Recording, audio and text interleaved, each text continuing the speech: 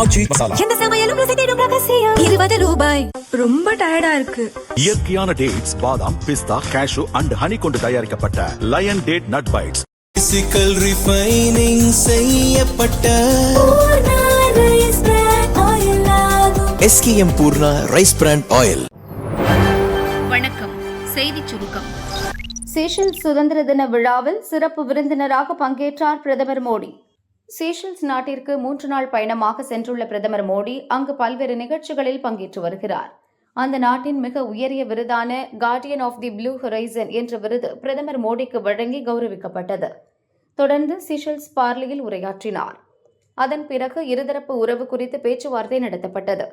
500 ton அரிசி, 8500 ton cement, ambulance வாகனங்கள் உள்ளிட்டவைகளை India சார்பாக பிரதமர் மோடி வழங்கினார். சீஷெல்ஸ் தொழில்துறை மற்றும் தொழில்நுட்ப கல்வி மையத்திற்கு இரு நாட்டு தலைவர்களும் அடிக்கல் நாட்டினர். அது மட்டுமில்லாமல் 1250 கோடியில் கடன் உதவிக்கான ஒப்பந்தமும் கையெழுத்தாகியுள்ளது. இந்த நிலையில் சீஷெல்ஸ் நாட்டின் 50வது சுதந்திர தின கொண்டாட்டம் ஸ்டாட் லினடே மைதானத்தில் நடந்தது. இந்த நிகழ்ச்சியில் சிறப்பு விருந்தினராக பிரதமர் மோடி கலந்து கொண்டார். அப்போது அங்கு நடைபெற்ற ராணுவ அணிவகுப்பை அவர் பார்வையிட்டார். வந்ததும் வைகோ விட்ட வார்த்தை, முதல்வர் விஜய் இமேஜ் ஃபுல் டேமேஜ். சட்டசபை தேர்தலில் 108 தொகுதிகளில் வென்ற தாவேக ஆட்சி அமைப்பதற்கு திமுக கூட்டணியில் இருந்த கட்சிகள் ஆதரவு அளித்து வருகின்றன. கூட்டணி கட்சிகளை இழுத்ததால் தாவேகவை சோஃபா மாடல் என எதிர்க்கட்சித் தலைவர் உதயநிதி விமர்சிக்கிறார். அமமுகவில் வென்ற ஒரே ஒரு எம்எல்ஏவும் தாவேக அரசுக்கு ஆதரவு அளித்ததால் குதிரை பேரம் நடப்பதாக அமமுக பொதுச் செயலர் தினகரன் குற்றம் சாட்டினார். பெரும்பான்மை பெறுவதற்காக அதிமுக எம்எல்ஏக்களை ராஜினாமா செய்ய வைத்து தாவேக பக்கம் இழுப்பதால் பொய்க்கால் குதிரை அரசு என அதிமுக பொதுச் செயலர் பழனிசாமி கூறி வருகிறார். இதற்கு தாவேக அமைச்சர்கள் விளக்கமளித்து மறுப்பு தெரிவித்து வருகின்றனர். இந்த நிலையில் மதிமுக எம்எல்ஏக்களை ராஜினாமா செய்ய சொல்லுங்கள், அவர்களை வெற்றி பெற வைக்கிறேன் என முதல்வர் விஜய் தன்னிடம் கூறியதாக வைகோ கூறியது முதல்வர் விஜயை கோபமடைய செய்துள்ளதாக கூறப்படுகிறது. இதுகுறித்து தாவேக மூத்த நிர்வாகிகள் சிலர் கூறியதாவது: திமுக சின்னத்தில் வென்ற மதிமுக எம்எல்ஏக்கள் இருவரை ராஜினாமா செய்ய வைத்து தாவேக சின்னத்தில் போட்டியிட வைக்க முதல்வர் விஜய் விரும்பியது உண்மைதான். அதற்காக வைகோவை வீடு தேடி சென்று பார்த்து பேச்சு நடத்தினார். ஆனால் வைகோ தரப்பில் வைக்கப்பட்ட சில கோரிக்கைகள் ஏற்க முடியாத அளவுக்கு இருந்ததால் மாற்று ஏற்பாடாக அதிமுக எம்எல்ஏக்கள் தூக்கப்பட்டனர். பழைய பேரத்தை ஏதோ நேற்று நடந்தது போல் வைகோ தற்போது பேசிவிட்டார். எதிர்க்கட்சிகளின் குதிரை பேர விமர்சனத்தை விஜயால் எதிர்கொள்ள முடியாத நிலையில் மக்களிடமும் அதிருப்தியை உருவாக்கியிருக்கிறது. இந்த சூழலில் வைகோ பேச்சு முதல்வர் விஜயின் இமேஜை சேதமாக்கிவிட்டது. வைகோ பேச்சால் எம்எல்ஏக்கள் ராஜினாமா பின்னணியில் முதல்வர் விஜய் இருப்பது நிரூபணமாகிவிட்டதாக எதிர்க்கட்சிகள் பேச தொடங்கிவிட்டன. இதனால் முதல்வர் விஜய் கோபமாகிவிட்டார். இதுபோல் இனி பேசக்கூடாது என வைகோ மற்றும் அவரது மகன் துரையிடம் கராராக சொல்லப்பட்டுள்ளது என அவர்கள் கூறினர். திமுக ஆட்சியில் ஊழல் செய்தவர்கள் யார் யார்? தூசு தட்டும் முதல்வர் விஜய் கலக்கத்தில் மாஜிக்கள். தமிழகத்தில் தாவேக அரசு பொறுப்பேற்ற பின் கடந்த திமுக அதிமுக ஆட்சியில் நடந்த முறைகேடுகளை கண்டறிந்து வருகிறது. ஒவ்வொரு துறையிலும் வெள்ளை அறிக்கை வெளியிட அரசு உத்தரவிட்டுள்ளது. இதன் அடுத்த கட்டமாக அரசு அலுவலர்கள் மீது கடந்த 5 ஆண்டுகளில் எடுக்கப்பட்ட நடவடிக்கைகள், அதிகாரிகளின் வெளிநாட்டு பயணம், பதவி உயர்வுக்கு அளிக்கப்பட்ட அனுமதி, ஊழியர்கள் நியமனம், இடமாற்றம், காத்திருப்போர் பட்டியலில் உள்ள அதிகாரிகள் மற்றும் அலுவலர்கள் உள்ளிட்ட அனைத்து விவரங்களையும் அனுப்பும்படி அனைத்து துறை அலுவலர்களுக்கும் தமிழக அரசு உத்தரவிட்டுள்ளது. மேலும் IAS அதிகாரிகளின் உதவிக்காக உருவாக்கப்பட்ட உதவியாளர் பதவி, ஒழுங்கு நடவடிக்கை மற்றும் குற்ற நடவடிக்கைக்கு உள்ளானவர்கள், கருணை அடிப்படையில் பணி பெற்றவர்கள், துறை ரீதியாக உள்ள வழக்குகள், நிலம் கையகப்படுத்த வேண்டிய திட்டங்கள் போன்ற விவரங்களையும் அனுப்பி வைக்க அரசு உத்தரவிட்டுள்ளது. இதற்கிடையே தஞ்சாவூர் மாவட்டம் கும்பகோணத்தில் நிதியமைச்சர் மரிய வில்சன் அளித்த பேட்டி: மாநிலத்தின் வருவாய் மிகப்பெரிய அளவில் வீழ்ச்சியடைந்துள்ளது. இனிவரும் நாட்களில் வருவாய் இழப்புகள் சரி செய்யப்படும். அந்த இழப்புகளை சரி செய்து விட்டாலே எல்லாமே நன்றாக அமைந்துவிடும். கடந்த திமுக ஆட்சி காலத்தில் நடந்த ஊழல் முறைகேடுகள் குறித்தும் அவற்றுக்கு காரணமானவர்கள் யார் யார் என்பது குறித்தும் முதல்வர் விஜய் ஆய்வு செய்து வருகிறார். யாரும் கவலைப்பட வேண்டாம், அனைவருக்கும் விரைவில் முடிவுகள் தெரியவரும் என கூறினார். ஆதரவாளர்களுடன் ரகசியமாக ஆலோசனை நடத்திய வேலுமணி. பழனிசாமி போட்டோ, கட்சி கொடி மிஸ்ஸிங். சட்டசபை தேர்தலுக்கு பின் அதிமுகவில் கட்சி கட்டுப்பாட்டை மீறி தாவேகா அரசுக்கு வேலுமணி தலைமையில் 25 எம்எல்ஏக்கள் ஆதரவு அளித்தனர். அவர்களின் கட்சி பதவிகளை பொதுச் செயலர் பழனிசாமி பறித்தார். அவர்கள் மீண்டும் இணைந்த பின்னரும் பறிக்கப்பட்ட மாவட்ட செயலர் பதவிகளை யாருக்கும் மீண்டும் தரவில்லை. வேலுமணிக்கும் மீண்டும் மாவட்ட செயலர் பதவி அளிக்காமல் கட்சியின் துணை பொதுச் செயலர் பதவியை மட்டும் பழனிசாமி அளித்தார். இந்நிலையில் தன் சொந்த தொகுதியான கோவை மாவட்டம் தொண்டாமுத்தூரில் உள்ள புதுப்பாளையத்தில் நேற்று வேலுமணி தன் ஆதரவாளர்களுடன் ஆலோசனை நடத்தினார். 2 மணி நேரம் நடந்த கூட்டத்தில் நிருபர்கள் யாரையும் அனுமதிக்கவில்லை. கூட்டத்தில் அதிமுக கட்சி கொடி, பேனர், பொதுச் செயலர் பழனிசாமி படம் என எதுவும் இல்லை. மேடையில் எம்ஜிஆர், ஜெயலலிதா படங்கள் மட்டுமே இருந்தன.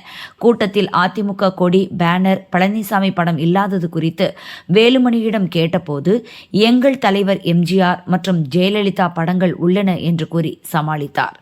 கூட்டத்தில் பங்கேற்ற அதிமுகவினர் சிலர் கூறியதாவது: தன் ஆதரவு எம்எல்ஏக்களுடன் தாவேகா அரசுக்கு ஆதரவு அளித்தது ஏன் என்பது குறித்து வேலுமணி விளக்கினார். திமுகவுடன் கூட்டணி அமைக்க முயற்சி நடந்ததற்கு எதிர்ப்பு தெரிவித்ததாகவும், திமுகவை தாவேகா எதிர்த்ததால் வெளியிலிருந்து ஆதரவு அளித்ததாகவும் கூறினார். அதற்காக மாவட்ட செயலாளர்களை பதவியிலிருந்து பழனிசாமி நீக்கியுள்ளார். எனக்கு மாவட்ட செயலாளர் பதவி தராவிட்டாலும் நீண்ட காலம் கட்சிக்காக உழைத்தவர்களுக்கு மீண்டும் அதே பதவி வழங்க வலியுறுத்தி பழனிசாமிக்கு கடிதம் எழுத உள்ளதாகவும் வேலுமணி கூறினார். எந்த வழியில் பயணிக்க வேண்டும் என தொகுதி நிர்வாகிகள் மற்றும் மக்கள் எடுக்கும் முடிவே தனது முடிவு என அவர் கூறியதாக கட்சியினர் தெரிவித்தனர். காலையில் கொடுத்தால் மாலைக்குள் கையெழுத்து, சின்சியராக பணியாற்றும் சிஎம் விஜய். வியந்து பார்க்கும் அதிகாரிகள். தமிழக முதல்வராக விஜய் பொறுப்பேற்றது முதல் காலை 9:30 முதல் 10 மணிக்குள் தலைமைச் செயலகம் வருகிறார். மாலை 6 மணி வரை பணிகளை கவனித்துவிட்டு செல்கிறார்.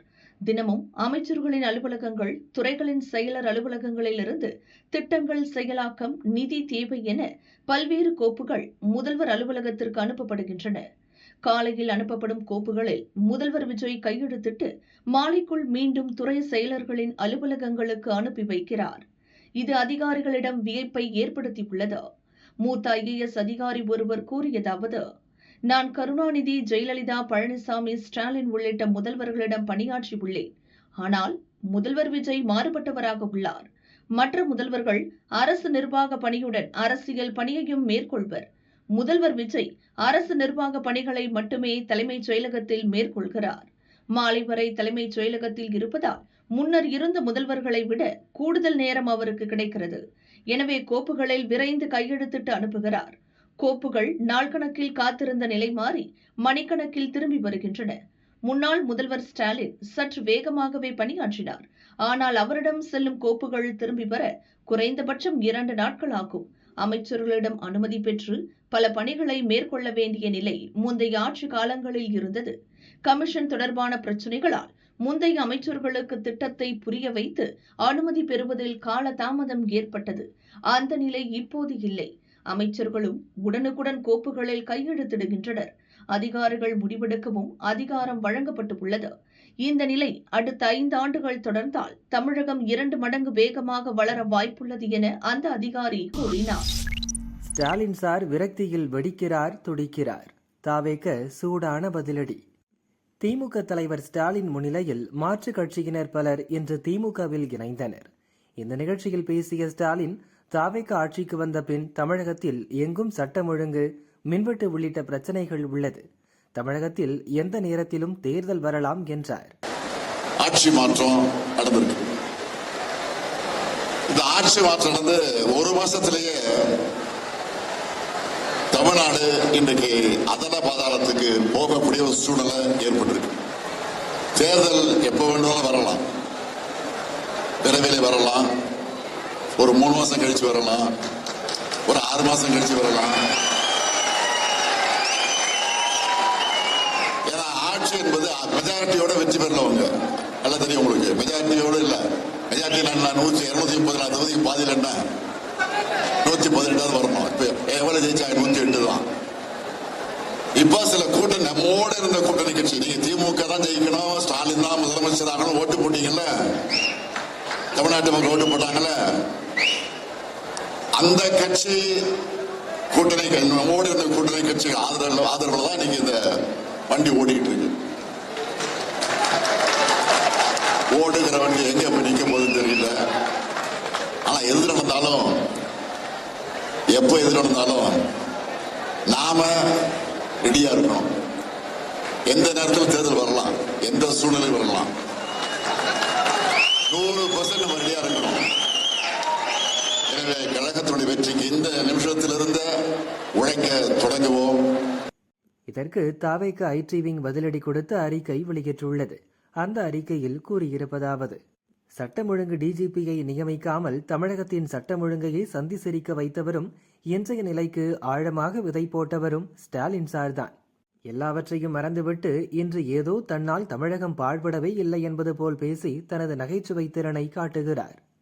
எப்போது வேண்டுமானாலும் தேர்தல் வரலாம், 3 வருடத்தில் வரலாம், 6 மாதத்தில் கூட வரலாம் என பொறாமையும் விரக்தியும் பொங்க பேசுகிறார். மக்கள் எல்லாவற்றையும் பார்த்து கொண்டிருப்பதை மறந்துவிட்டு வாய்க்கு வந்ததை பேசி மக்கள் தீர்ப்பை அவமதிப்பு செய்கிறார். ஆட்சி அதிகாரத்தை இழந்த விரக்தியில் விம்முகிறார், வெடிக்கிறார், துடிக்கிறார். ஸ்டாலின் சார் என்னதான் வாயிலும் வயிற்றிலும் அடித்து கொண்டாலும் இனிவரும் ஒவ்வொரு தேர்தலிலும் திமுக 100% துடைத்தெறியப்பட போவது உறுதி என விமர்சித்துள்ளனர்.